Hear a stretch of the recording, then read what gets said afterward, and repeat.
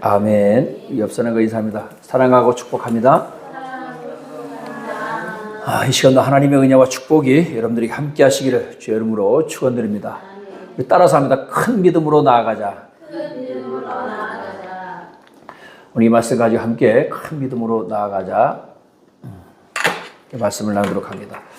다 같이 한번 다시 읽어봅니다. 시작. 믿음은 바라는 것들의 실상이요 보이지 않는 것들의 증거니. 아멘. 오늘 이 말씀을 핵심으로 해서 함께 같이 말씀을 나누려고 합니다. 자, 우리가 어떤 그 개념에 대해서 참 아는 것 같지만 확실하게 뭐냐라고 이렇게 질문하면 이거다라고 답변하기가 참 어려운 단어들이 간혹 있죠. 어떤 믿음이 뭐냐? 오늘 우리 믿음의 얘기인데 믿음이 뭐냐? 믿음이 뭐냐? 또 뭐 사랑이 뭐냐? 이런 어떤 개념을 우리가 정리할 때 확실하게 딱 똑부러지게 믿음은 무엇이다? 사랑은 뭐냐? 했더니 눈물의 씨앗입니다. 뭐 그렇게 얘기하시는 분들도 있는데 자, 믿음은 뭐냐 했을 때 뭔가 아는 것 같은데 확실하게 이렇게 답변하기 어려운 것이 있습니다. 제가 확실하게 답변을 해드리도록 하겠습니다. 믿음은 우리가 헬라어로 피스티스라고 하는 단어인데요. 요게 이제 동사형이 피스테우라고 하는 단어인데 설득하다라고 하는 거예요. 그러니까 믿음은 뭐냐? 상대방을 설득하는 거예요. 아멘? 우리의 믿음이 뭐냐? 하나님을 설득하는 거예요. 하나님을 설득되어지는 거예요. 우리의 믿음이 예수님에게 설득되어지는 겁니다. 여러분들의 믿음, 상대방의 신뢰가 상대방의 어떤 행동이나 말이나 이런 것들로서 설득되어져서 저 사람은 믿을만해 이렇게 되는 거잖아요. 그렇죠? 신뢰관계가 이렇게 되는 거죠. 쟤는 못 믿어. 말끔 말하는 게 전부 다 거짓말이야. 쟤는 살아온 자체가 사기야. 뭐 이런 사람도 있죠. 이건 뭐가 되는 신뢰가 안 되는 거죠. 그러니까 나의 말과 언행, 즉 말과 행동을 통해서 상대방을 설득하는 게 뭐냐? 믿음이에요. 이렇게 생각하면 우리 이제 뒷부분에서도 나오지만 예수님께서 복음서에서 많은 사람들에게 믿음에 관해서 얘기했을 때 저들의 믿음을 칭찬했죠. 이만한 믿음이 없다. 이스라엘에서 이만한 믿음이 없다. 그들의 믿음을 보시고 저들의 믿음을 보시고 뭘 봤다는 거예요? 믿음을 뭘 봤다는 거예요? 그 사람들의 말과 행동을 통해서 예수님을 설득한 거야. 아멘? 예수님이 신뢰하도록 설득한 겁니다. 그러니까 오늘 역시 마찬가지로 우리가 믿음이 뭐냐? 믿음의 본질이 뭐냐? 우리가 주님을 설득하는 거예요. 하나님을 설득하는 거예요. 근데 여러분, 말로만 갖고 되겠어요? 말로는 누가 못합니까? 그런 얘기 많이 하죠. 말로는 누가 못해요? 맞아요. 말로는 누가 못합니까? 근데 더 중요한 게 있어요. 내가 말한 그대로 행동을 통해서 설득해야 되는 거예요. 우리가 야고보서 말씀에 우리가 믿음의 야고보서에서도 우리가 행함이 있는 믿음에 대해서 우리가 지난주에 쭉 시리즈로 말씀드렸을 때도 역시 마찬가지죠. 야고보가 얘기하는 게 뭐냐? 말로만 하는 믿음이 아니라 너희가 말로 했으면 행동으로 옮겨라. 그래서 행함이 없는 믿음 어떤 믿음이다? 죽은 믿음이다. 그랬습니다.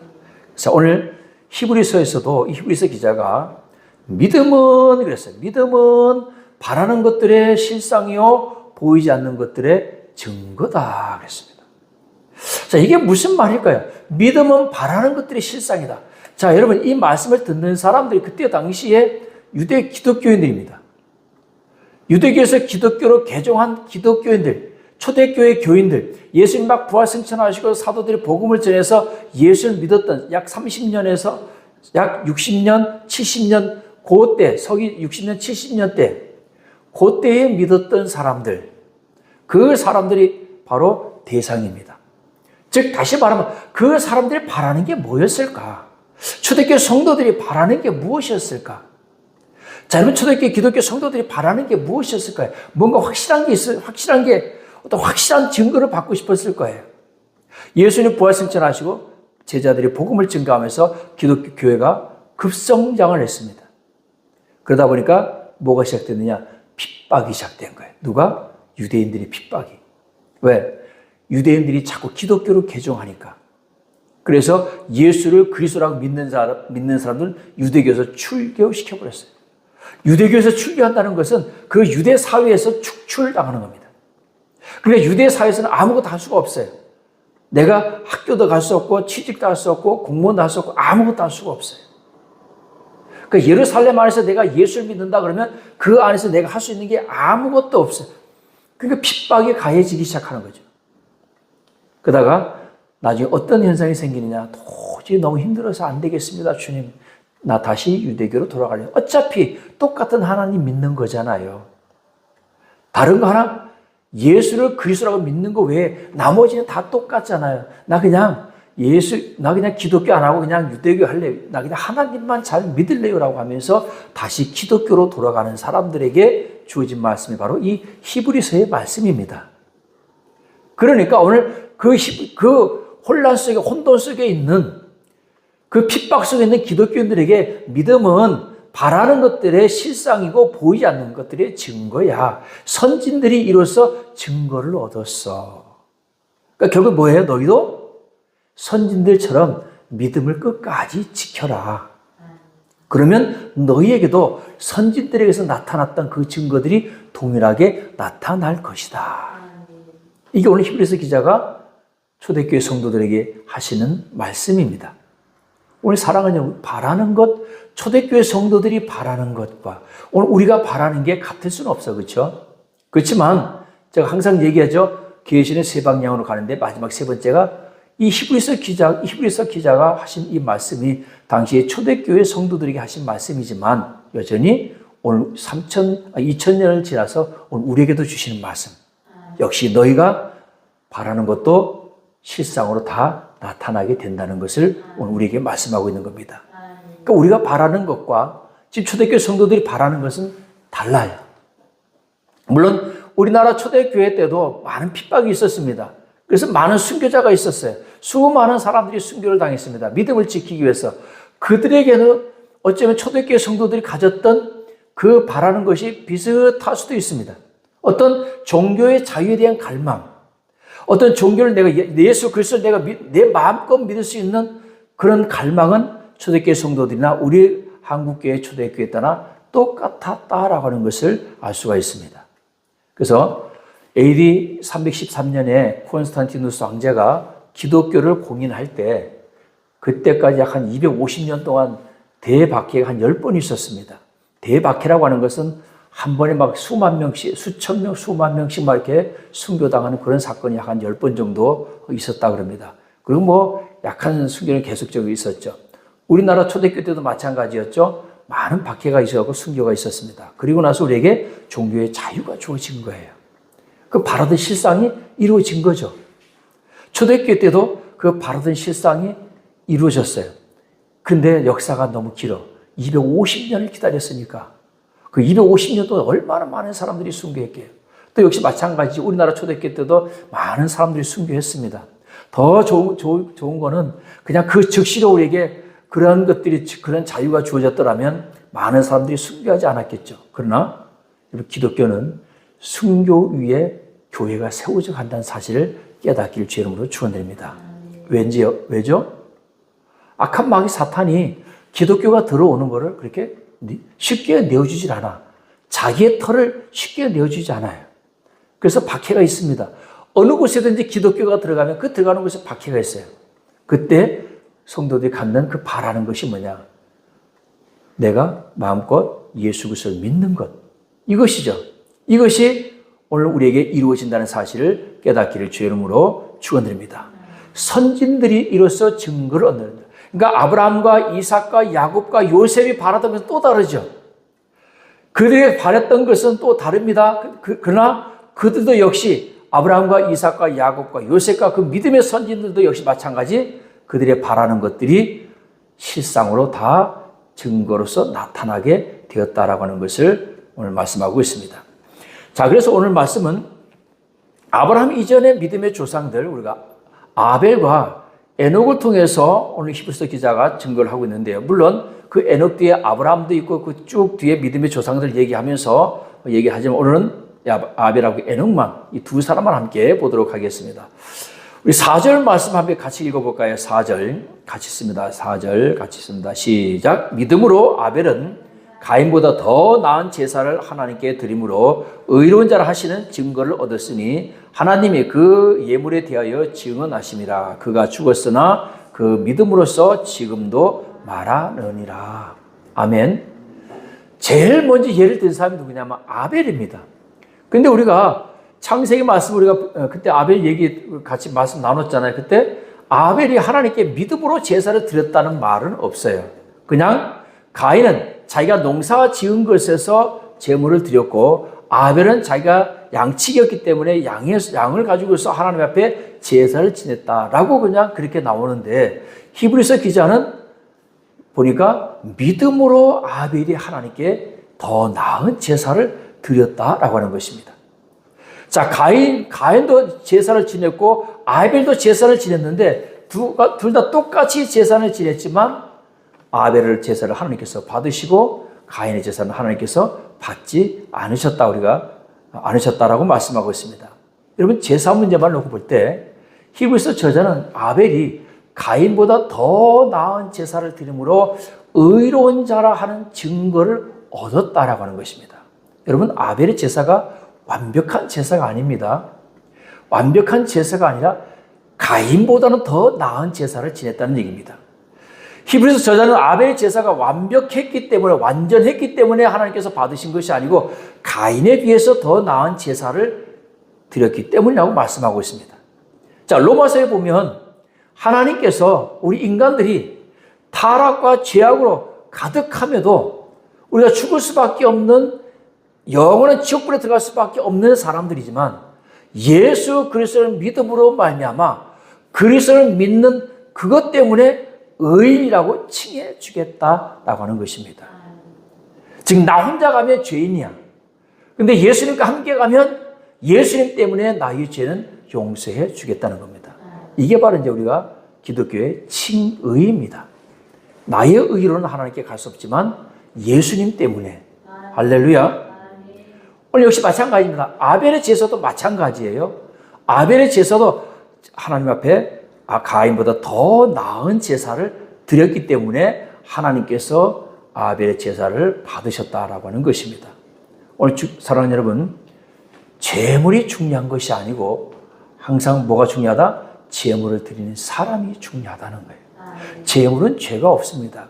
양이 무슨 죄가 있겠습니까? 양이 내가 오늘 하나님의 제물이 되어야 되니까 비켜, 건들지 마. 나는 하나님께 드리지 제물이야. 나는 그래서 좋은 것만 먹어야 돼. 나는 그래서 매일 목욕할 거야. 너희들 나 건들지 마. 나한테 똥 묻히면 안 돼. 양이 그러는 거 아니잖아요. 우리가 사람이 좋은 것을 골라서 하나님 앞에 드리는 거예요. 이게 제물의 원칙입니다. 그러니까 말라기서에 보면 하나님께서 이스라엘 백성들에게 내가 너희를 사랑했노라 했더니 이스라엘 백성들이 하나님은 언제 우리를 사랑했어요? 맨날 때리기만 했지. 즉 다시 말하면 이런 거야. 엄마 아빠가 지수야 내가 너를 얼마나 사랑했는지 알아? 그랬더니 아빠가 나 언제 사랑했어? 맨날 야단만 치고 때리기만 했어 하고 벌만 주고 그랬지. 어? 한 번도 뭐 칭찬해 준 적 있어? 나 맨날 야단만 치고 때리기만 했지. 이렇게 지금 이스라엘 백성들이 그러는 거예요. 그렇게 이스라엘 백성들이 금이야 옥이야 그렇게 키워놨더니 이스라엘 백성들이 나를 언제 사랑했냐니까 하나님께서 실망하신 거예요. 그러면서 하나님께서 뭐라고 한탄하시냐면 누가 저 성전문을 좀 닫아줬으면 좋겠다. 왜? 이스라엘 백성들이 하나님 앞에 제물을 가지고 오는데 어떤 제물을 가져오냐? 눈먼 것, 병든 것, 다리 저는 것 이런 것만 가져오는 거예요. 좋은 것들은 상품화시키고 나쁜 것들만 가지고 오는 거예요. 그러니까 난 저런 제물 받기로. 여러분 하나님께서 뭐 양을 드시기 위해서 양이 맛이 없어서가 아니라 그 제물을 가지고 오는 그 인간들의 그 사람들의 그 백성들의 됨됨이가 싫다는 거죠. 양이 무슨 죄가 있습니까? 양은 죄가 없어요. 오늘 사랑하는 여러분 역시 마찬가지입니다. 우리가 하나님 앞에 날마다 예배 드릴 때 더 나은 예배를 드리기 위해서 애쓰는 저와 여러분 되시기를 주의 이름으로 축원드립니다. 이게 바로 뭐예요? 내 믿음을 하나님 앞에 보이는 거예요. 그러니까 하나님이 설득당하시는 거예요. 야, 쟤는 나를 설득하기 위해서 저렇게 애를 쓰는구나. 이것이 하나님 앞에 설득되어지는 그 믿음을 하나님이 칭찬하시는 겁니다. 자, 두 번째 에녹인데요. 믿음으로 죽음을 보이지 않고 옮겨졌으니 하나님이 그를 옮기심으로 다시 보이지 아니하였느니라. 그는 옮겨지기 전에 하나님을 기쁘시게 하는 자라 하는 증거를 받았느니라 그랬습니다.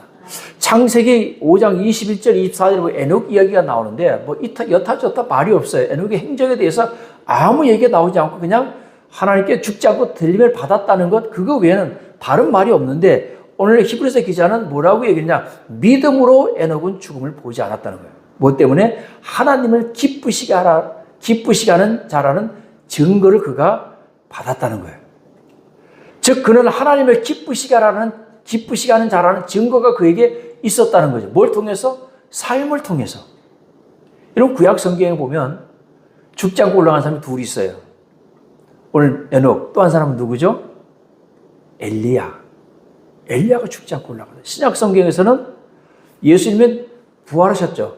죽었다가 부활하셔서 승천하셨지만 이 에녹하고 엘리야는 죽지 않고 그대로 들림을 받았습니다. 그러니까 오늘 성경은 에녹이 하나님을 기쁘시게 하는 자라는 증거를 그가 받았다는 거예요. 뭐로? 믿음으로. 자, 그렇다면 에녹으로 하여금 그러한 영광을 얻게 한 이유는 무엇일까? 에녹의 행위가 완전한 인간이었을까요? 아닙니다. 모든 인간은 불의한 죄인이기 때문에 행위로는 하나님께로부터 의롭다 인정받을 자가 아무도 없습니다. 아멘? 에녹이 하나님을 기쁘시게 하는 자로 인정받은 것은 믿음 때문이었습니다. 근데 그 믿음이 뭐냐? 어떠한 행위로 하나님을 기쁘시게 했는가? 구체적인 언급이 없습니다. 그 시대 때 하나님께서 그때 당시에 사람들이 무엇을 했기에 하나님께서 기뻐하셔서 에녹을 하늘로 들려 올리셨을까? 그때만 해도 율법이 있는 것도 아니고요. 무엇을 통해서 하나님을 기쁘시게 했을까? 그렇다고 해서 그때 당시 하나님 앞에 제사를 지낸 제사법이, 물론 가인과 아벨이 제사를 지냈지만 법으로 제사가 아직 정해진 때도 아니었고, 아직 아브라함 시대도 아니고, 이삭 시대도 아니고, 야곱의 시대도 아니고, 모세 시대도 아닌 그때에 무엇으로 이 에녹이 하나님을 설득해서 그가 믿음으로 하늘나라로 올려졌을까요? 분명히 하나님을 기쁘시게 하는 것이 있었을 것입니다. 그 시대에 하나님 기뻐하시는 것. 오늘 결론의 말씀에서도 그 말씀을 드리겠지만 오늘 우리에게도 이 시대에 우리가 하나님을 기쁘시게 해야 할 것들이 있습니다. 우리가 믿음으로, 이 시대에 우리가 믿음으로, 어떤 믿음으로 하나님을 기쁘시게 할 것인가, 이것이 오늘 우리의 과제가 되고 숙제가 되는 줄로 믿으시기 바랍니다.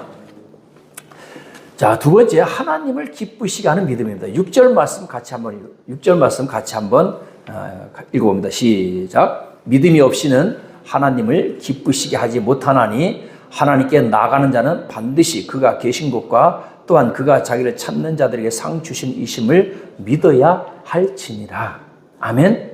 그러니까 오늘 이 히브리서 기자는 확실하게 단언을 합니다. 뭔 단언을 하냐? 믿음이 없이는 하나님을 기쁘시게 할 수 없다. 즉 믿음이 있어야 하나님을 기쁘시게 한다. 그럼 어떻게 하는 것이 믿음이 없이 하나님을 기쁘시게 하지 못하는 건데, 그럼 어떻게 하는 것이 하나님을 기쁘시게 하는 거냐? 첫째, 하나님께 나아가는 자는 반드시 그가 계신 것을 믿어라. 그리고 그가 자기를 찾는 자들에게, 즉 하나님을 찾는 자들에게 상 주시는 이심을 믿어라라고 하는 것이죠. 이 두 가지를 확고하게 오늘 말씀하고 있습니다. 그러니까 하나님을 기쁘시게 하려면 믿음이 있어야 한다는 것입니다.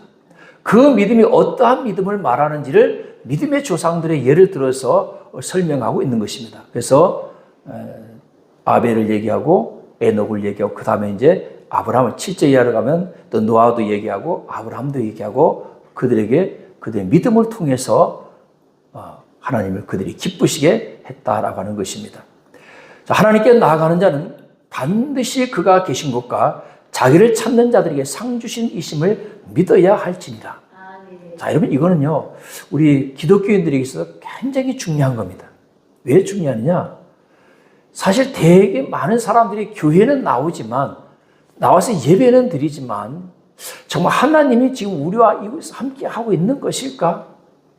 하나님이 이곳에 함께 하고 계신 것이, 임재하고 계신 걸까? 오늘 예배를 받으시는 걸까? 그런 생각이 전혀 없어요. 뭐 있는 사람도 있겠지만 대부분의 사람들이 형식적으로 나와서 예배를 드린다는 겁니다.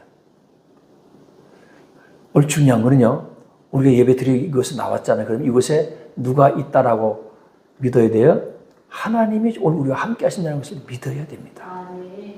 저 수천 수만 명만 모인 그곳에 하나님이 계시고, 그곳에도 계시고, 저 섬에 할머니 할아버지 한 분 계시는 그곳에도 하나님은 계셔요. 예배하는 곳, 그 어느 곳이든지 예배하는 곳에는 하나님이 계시는 겁니다. 무소부지하신 하나님. 하나님은 예배하는 그곳에 반드시 계신다는 사실을 깨닫기를 주의 이름으로 축원드립니다. 그러니까 오늘 우리가 이곳에 나와서 예배 드릴 때 오늘 하나님께서 이곳에 함께 하시는구나. 그 예배의 목적이 우리가 그거예요. 사도 바울이 로마서 10장 1절에서 말씀드렸던 것처럼 너희 몸을 거룩한 사한 제물로 하나님께 드리라 그랬잖아요. 그 거룩한 사한 제물로 우리 몸을 하나님 앞에 사한 제물로 드리라고 했는데, 그냥 그 하나님께서 말라기서 말씀하셨던 것처럼 죄인된 몸 그대로 와서 드리는 것이 아니고, 그래서 우리는 들어와서 항상 무슨 기도를 해야 되느냐? 회개의 기도로, 참회의 기도를 해야 됩니다. 신기하게 이거는 모든 종교가 다 거의 비슷하더라고. 그래서 특히 우리도 역시 마찬가지. 하나님 앞에 나와서 참회의 기도를 하는데, 우리는 이미 벌써 예수 그리스도를 믿음으로 말미암아 우리 영혼은 구원은 받았지만, 우리가 이 세상에 사는 동안에 우리는 계속적인 죄악 가운데 우리가 살아갈 수밖에 없습니다. 그래서 어떤 분은 이걸 뭐라고 얘기하냐? 허물이다, 그렇게 얘기합니다. 우리가 아침에 세수했다고, 세수 한 번 했다고 해서 평생 안 하는 거 아니잖아요. 그렇죠? 목욕 한 번 하고 1년 내내 안 하는 거 아니잖아요. 신기하죠? 목욕했는데도, 세수했는데도 또 그 다음날 되면 또 때가 묻듯이 우리는 계속 세수를 해야 되는 거예요. 마찬가지 우리가 주님 앞에 나와서 매일 회개의 기도를 하는데, 어떤 회개의 기도를 하느냐? 예수님 구원해 주세요가 아니라, 이제 나를 구원하셨으니 내가 이 땅에 사는 동안에 내 몸에 묻은 이 죄의 허물들, 눈으로 지은 죄, 말로서 지은 죄, 발로서 지은 죄, 행위로서 지은 이 모든 죄를 예수 그리스도 보혈의 피로 깨끗하게 씻어 주시옵소서. 양을 제물로 가지고 올 때 그냥 드리는 것이 아니고, 그 양을 깨끗이 씻어서 하나님 앞에 제물을 드렸답니다. 요한복음 5장에 보면 베데스다 연못이 나오죠. 바로 그 베데스다 연못에서 바로 제물을 씻어서 하나님 앞에 드리는 그 장소가 바로 그 베데스다 연못이었던 거예요. 그러니까 깨끗이 씻어서 가장 좋은 양을 드리면서 또 그것을 깨끗이 씻어서 하나님 앞에 제물로 드렸다는 겁니다. 또 요한계시록에 보면 우리가 하나님 앞에 갈 때 우리 세마포옷을 깨끗이 빨아서, 세마포옷을 깨끗이 빤다는 얘기는 우리 행실을 깨끗이 빤다는 거예요. 우리 행실도 역시 깨끗이. 할렐루야. 그러니까 여러분, 우리의 삶이, 우리의 믿음이 하나님을 설득하는 게 바로 뭐예요? 그런 거예요. 내가 이 땅에서 성결한 삶을 살려고 애를 쓰는 것. 오늘 하나님 우리를 도우시고 성령께서 우리와 함께 하시지만, 그럼에도 불구하고 악한 마귀 사탄이 우리에게 계속 오물을 던지거든요. 그러니까 우리는 그 가운데서 그것을 이겨내고 우리 스스로가 성결한 삶을 살기 위해서 애를 써야 된다는 사실을 깨닫기를 주의 이름으로 축원드립니다. 자, 마지막 세 번째, 예수님을 기쁘시게 하는 믿음. 자, 예수님을 기쁘시게 하는 믿음은 어떤 믿음일까요?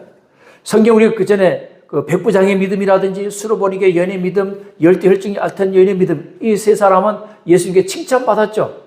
내가 이스라엘에서 이만한 믿음을 본 적이 없다.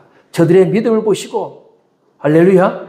그래서 이 여인들의 믿음을 칭찬하셨는데, 예수님을 메시아로 그리스도로 인정했기 때문에 주님께서 저들을 칭찬합니다. 또 소경 바디메오 같은 경우도 다윗의 자손 예수요 그랬어요. 아무도 예수님을 그리스도로 메시아로 인정하지 않았는데, 소경 바디메오가, 거지가 바디메오 다윗의 자손 예수여 나를 불쌍히 여기소서 그랬단 말이죠. 이렇게 그들이 그리스도로 메시아로 인정하는 믿음. 자, 이런 사람들이 예수님께 칭찬을 들었지만 예수님의 제자들이 또 있습니다.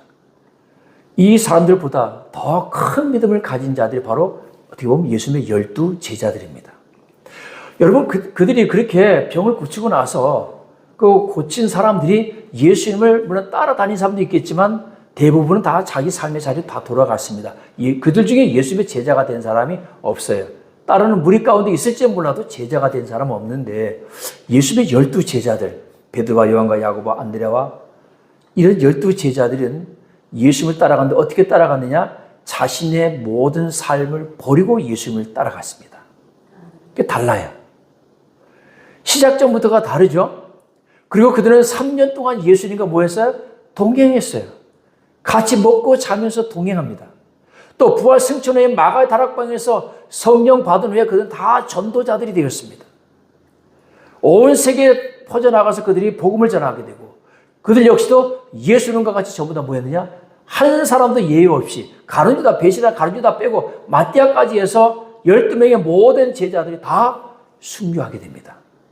제일 마지막에 사도 요한이 반모섬에서 요한계시록을 기록했죠. 그러고 나서 역시 사도 요한도 결국 순교하게 됩니다.